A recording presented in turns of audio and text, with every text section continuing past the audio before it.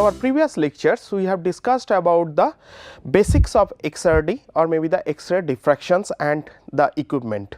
So, today we are going to discuss about the diffraction methods and the direction of XRD. So, first we will discuss about what are the different diffraction methods.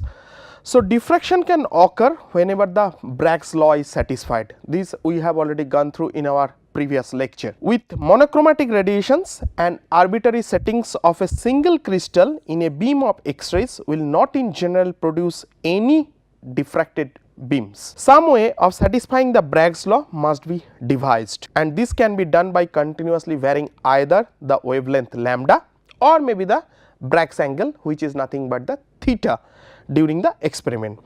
The ways in which these quantities are varied distinguish the three main diffraction methods.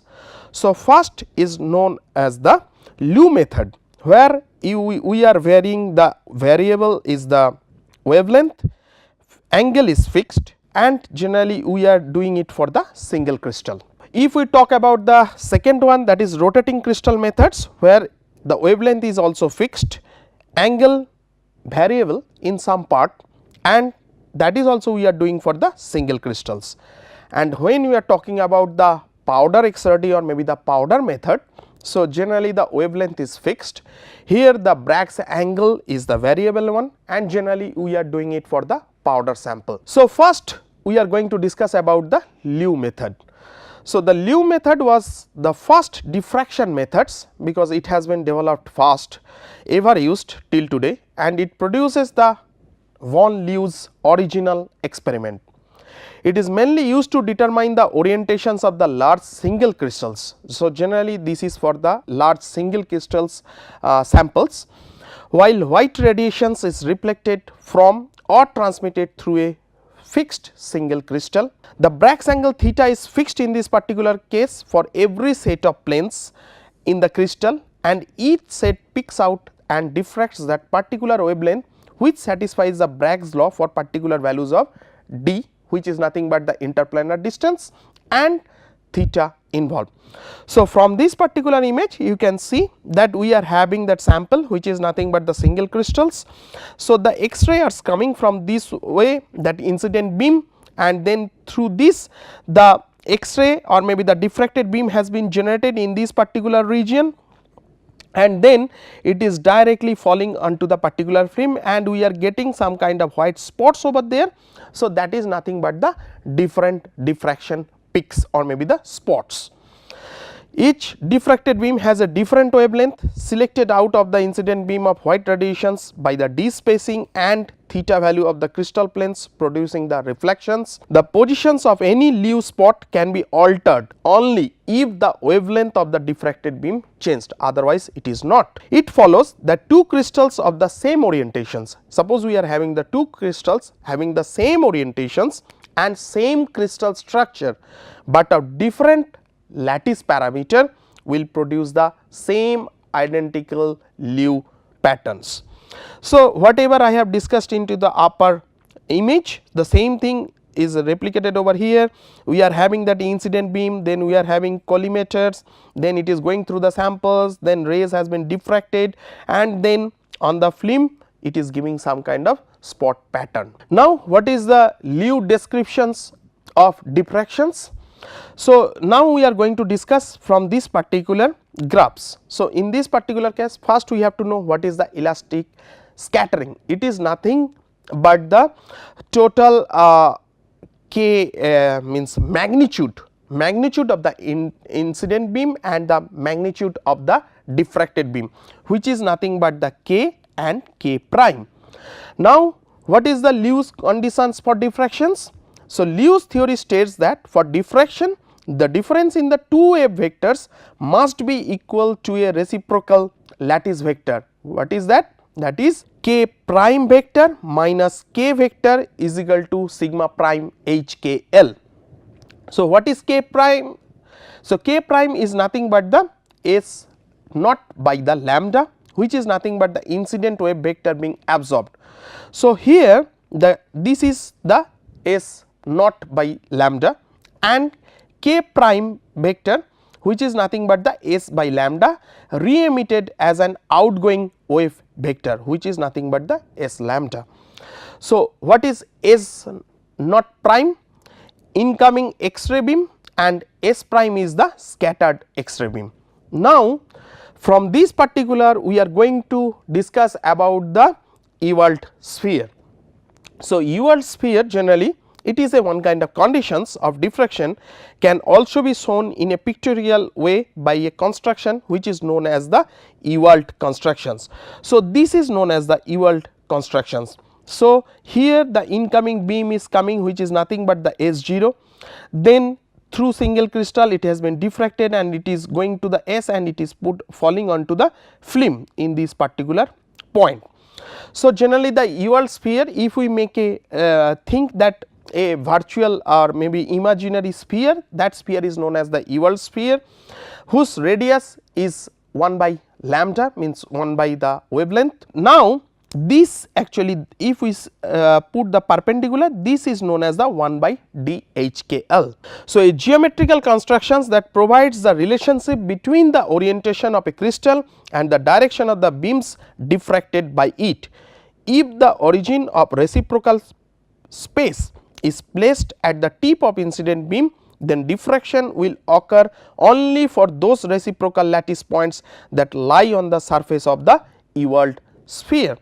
So, in this particular case also we can see that the incoming X-ray beam is coming through this one, and then one, this is for the if it is passed diffracted, and one is through transmitted. So, if it is transmitted, it is also coming into this particular point, and here also the same thing, Ewald sphere, the radius is 1 by lambda. Now, we are going to make some relations or maybe correlations in between the Liu descriptions and Ewald sphere with the Bragg's law.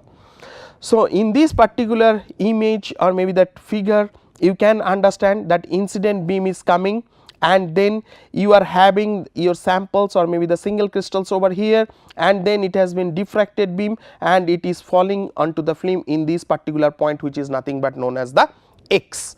So, now if this angle is 2 theta, which is nothing but the diffracted angle. So, this is the total 2 theta value over there.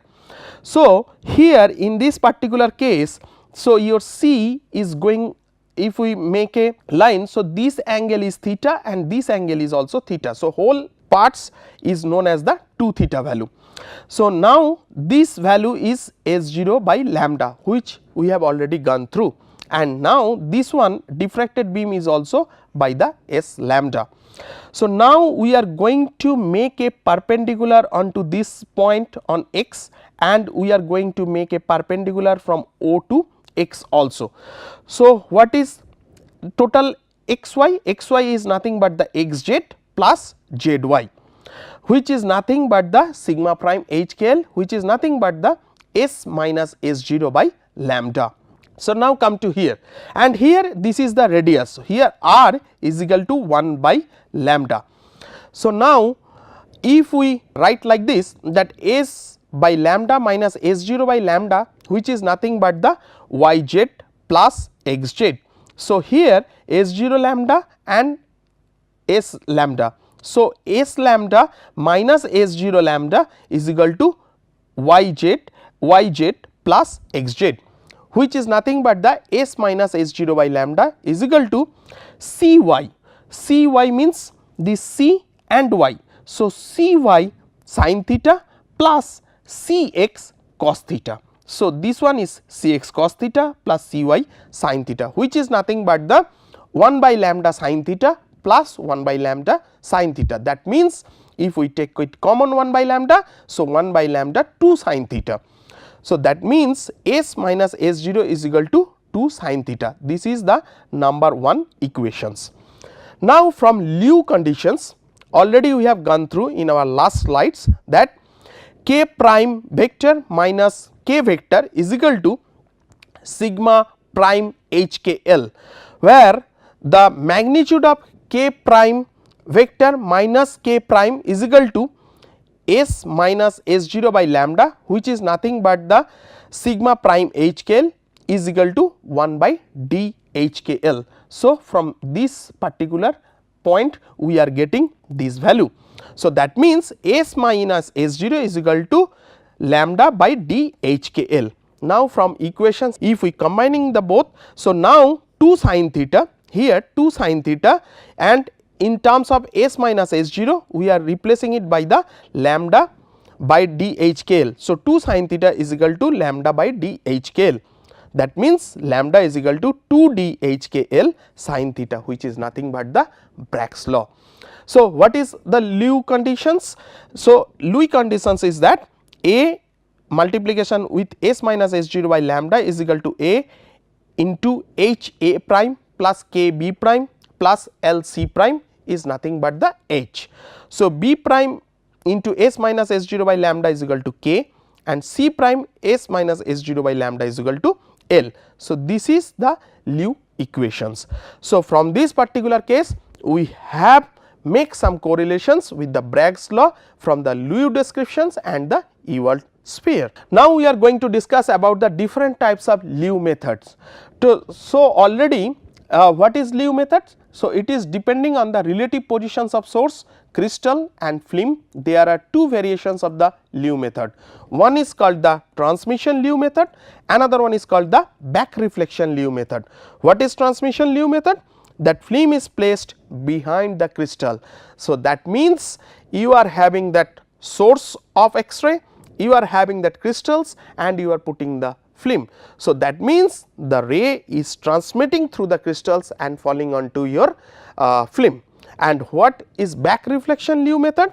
The film is placed between the crystal and the X-ray source. That means you are having that source, you are having the film and you are having that crystals. So, direct incident beam is going onto the crystals, then it is back scattered or maybe back reflected, and then it is falling onto the film itself. In either method, the diffracted beam form an array of spots on the film lying on certain curves. Maybe whatever the point it is falling onto the film, if we see it carefully we can find it the either the shape of that point is maybe the elliptical or maybe some kind of hyperbolas. Okay. Now, we are going to discuss about the transmission Lewis method. So, in the transmission Lewis method, the film is placed behind the crystal to record the beam which are transmitted through the crystal itself. So, in this case this is our crystals and this is our films. So, one side of the cone of the Lewis reflections is defined by the transmitted beam. So, this side is the transmitted beam. So, the film intersects the cone with the diffraction spots generally lying on an ellipse. So, you can see in this particular image. Now, specimen preparations, how we are going to prepare the specimen for transmission method. Thinner specimen, low absorption, not too thin, or the diffracted intensity will be too low, since intensity of a diffracted beam is directly proportional to the volume of diffracting materials. So, in this image you can see the X-ray beam is coming from this particular side, then we are having that single crystals and through that the beam is transmitted and it is falling on the X-ray detectors. These spots are known as the Lewis spots and which we can determine by the HKL value. So, now in the next slides we are going to discuss about the stereographic projections of transmission Lewis methods. So, the crystal is at the center of the reference sphere. The incident beam I, so this is the I, enters at the left, so this is the left side, and the transmitted beam T leaves at the right side.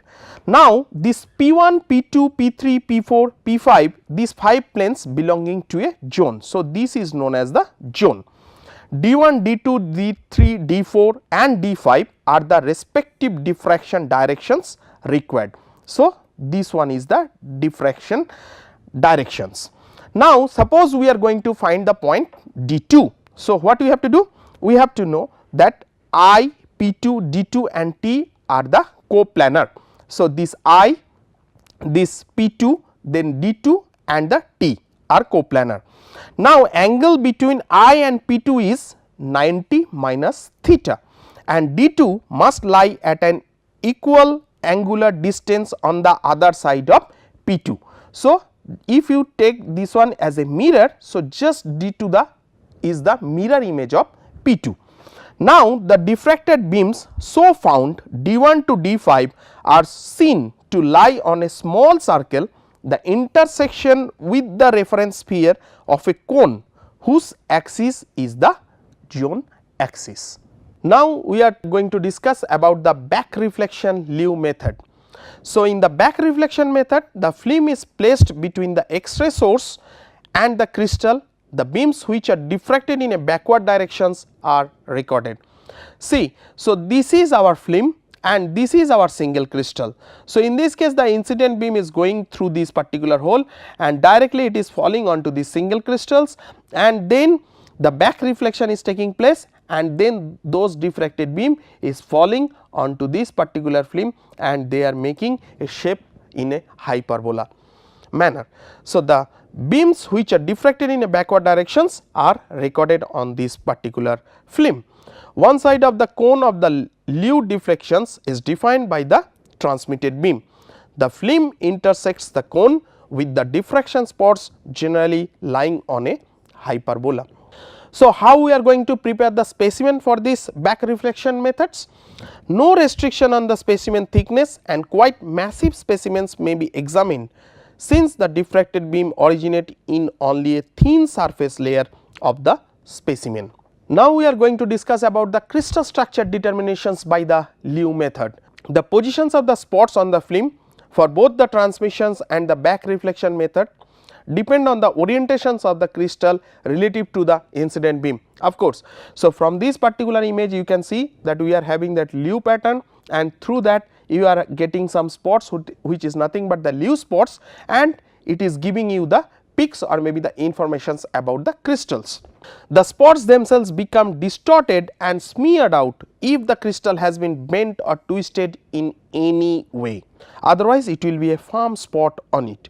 Although the Liu method can also be used to determine the crystal structure, several wavelengths can reflect in different orders from the set of planes. Yes, of course, with the different order reflections superimposed on the same spot in the film.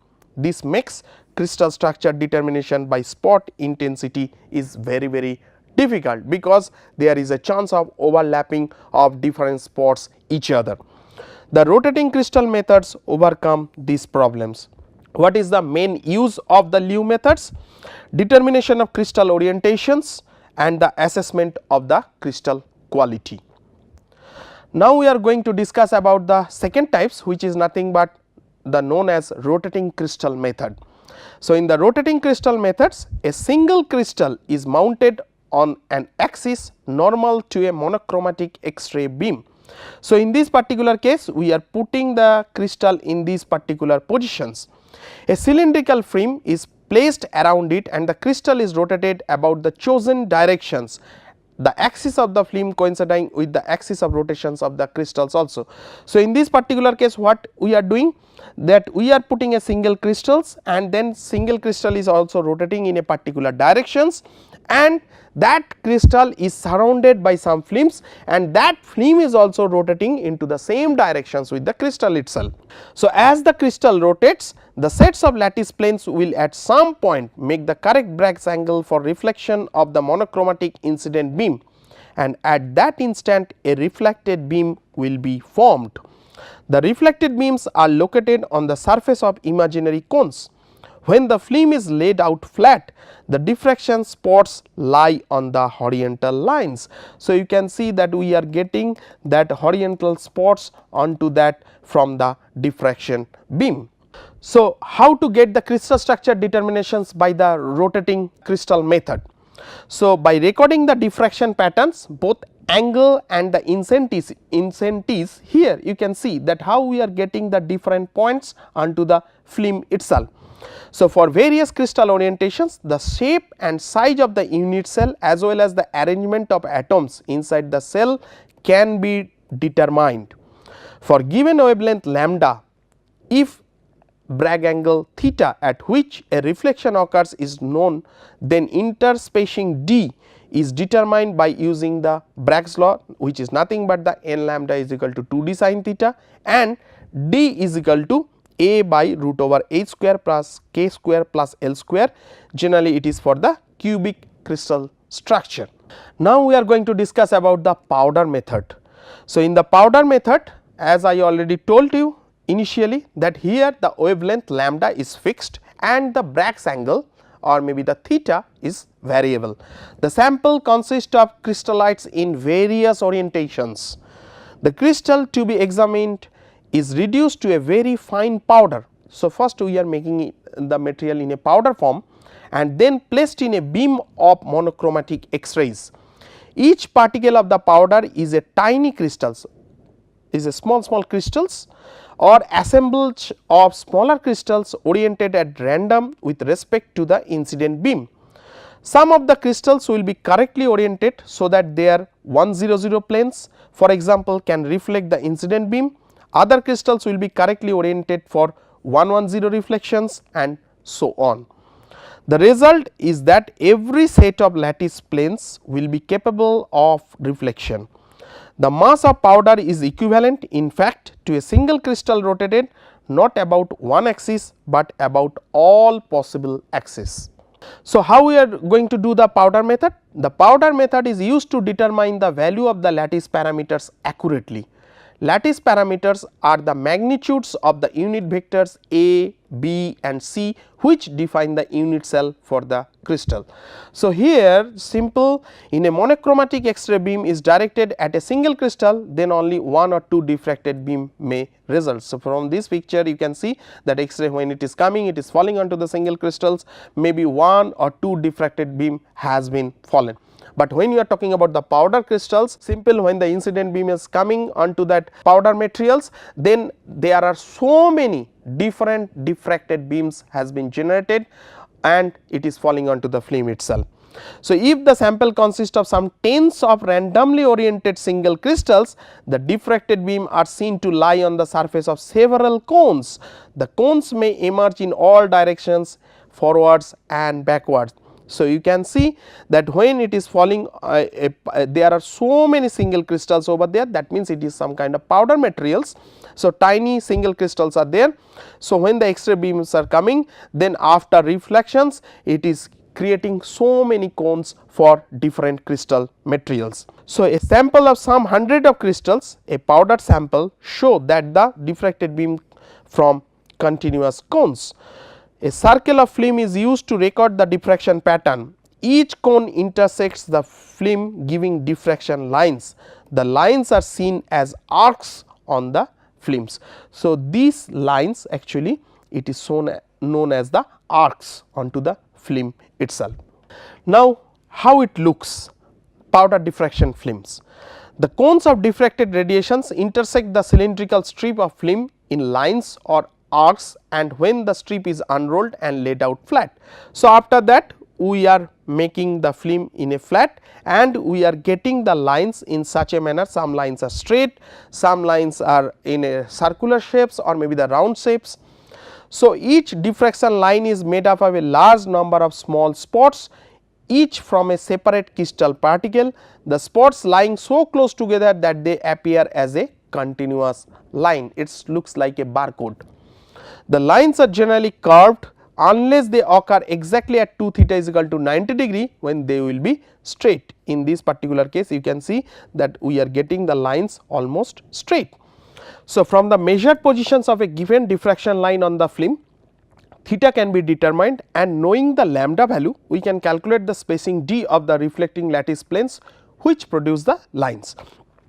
So, from this particular case we are getting that 2 theta value is 0, and in this particular case, in this particular line here the 2 theta is 90 degree, and in this particular case the 2 theta is equal to 180 degree. Now, what are the types of the powder methods? So, generally 3 types of powder methods are available. So, there are 3 main photographic powder methods in use, differentiated by the relative positions of the specimen and the film.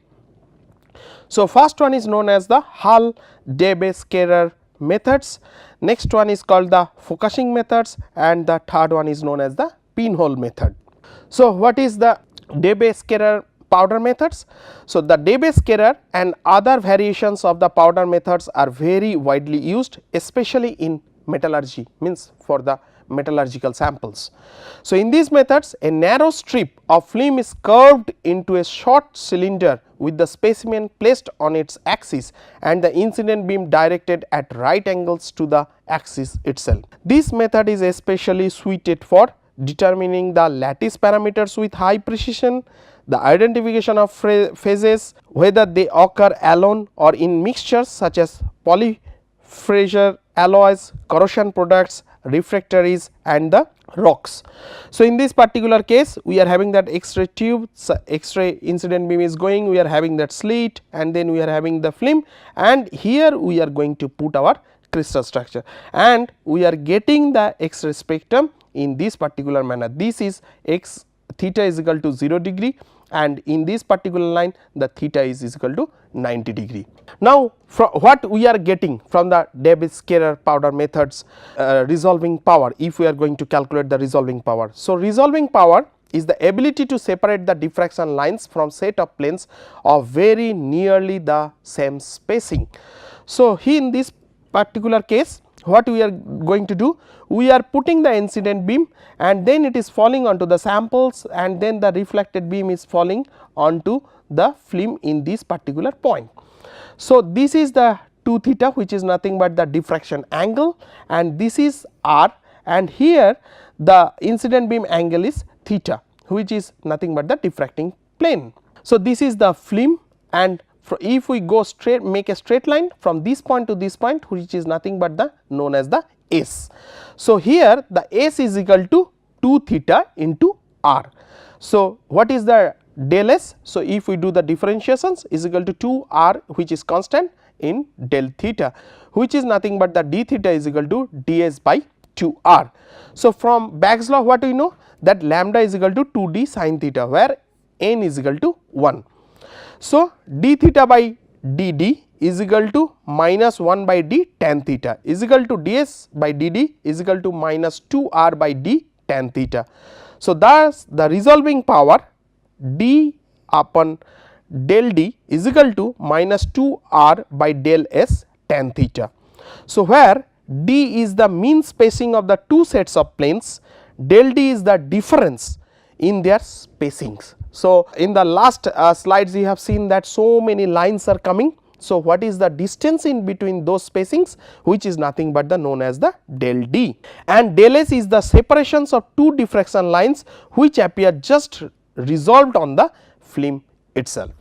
Now, there are so many methods of film loading on the Hall-Debye Skerrer cameras. So, first when we are talking about this, say suppose we are having that here the theta is equal to 0 degree, here the theta is 90 degree, 2 theta is increasing in this way, 2 theta is increasing in this way from 0 both the sides. So, this is known as the knife edge shadow. So, this distance is known as the capital U.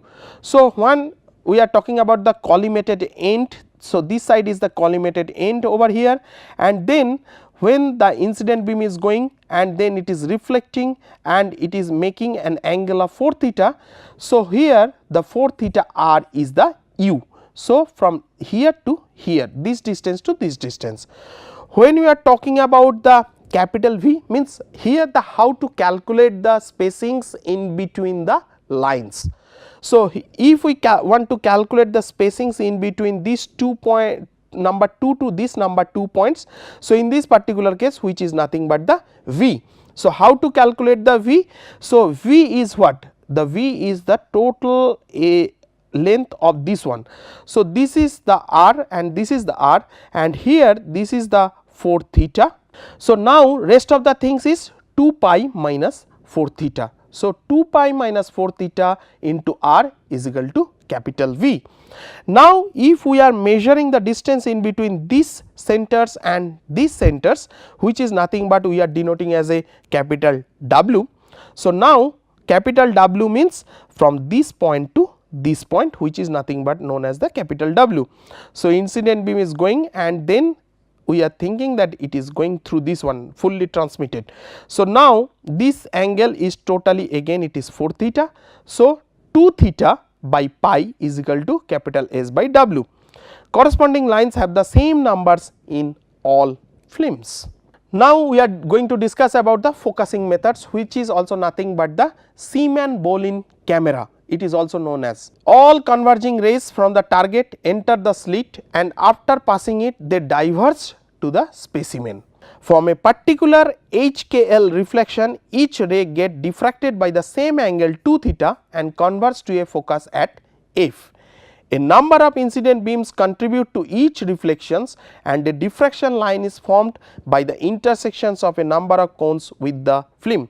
So, in this particular case you can see the target of the X-ray tube is this one, then it is passing through onto the materials, then again it is diverging, and then after that diverging it is falling onto the specimen, and then again it is converging onto the film itself on a particular point. So, here from that last slides lectures PPTs we have already gone through that here the S and R. So, here it is known as the 2 pi minus 4 theta, because this is known as the 4 theta. So, here to calculate the value of theta, 4 theta r, 4 theta r. So, 4 theta into r, which is nothing but the u plus arc SABN. So, the total this area. So, differentiating we get d theta is equal to du by 4 r.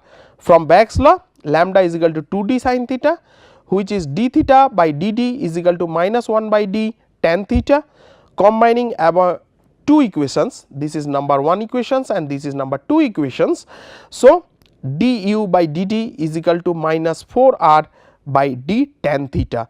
So, the resolving power d upon del d is equal to minus 4 r by del u tan theta.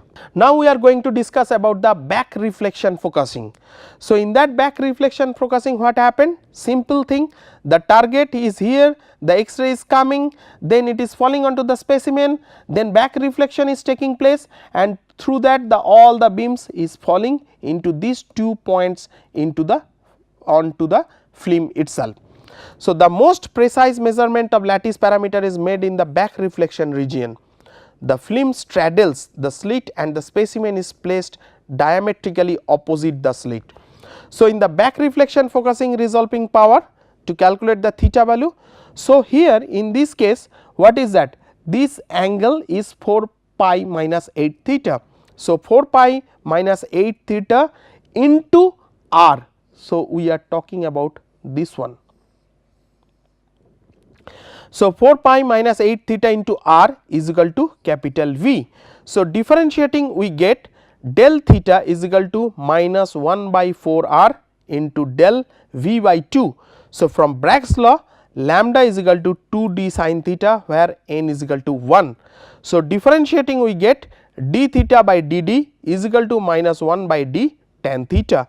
So, combining equations 1 and 2, resolving power d upon del d is equal to 4 r by del v by 2 tan theta.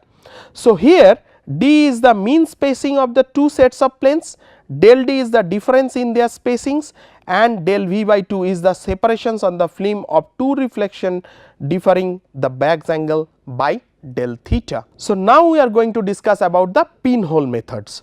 So, in these methods an entire debaying and not just a part of it is recorded on the film.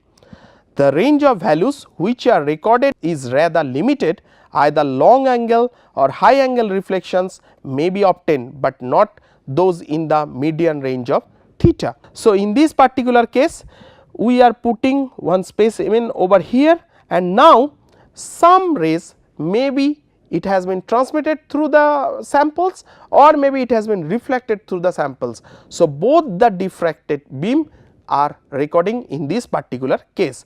So, here whatever the shapes are forming, that this total distance is known as the capital U, and here it is known as the capital V. So, U is the diameter of the debaying, D is the specimen to film distance, which is nothing but this one, and in this case is this one, and capital V is the diameter of the debaying into the back reflection methods.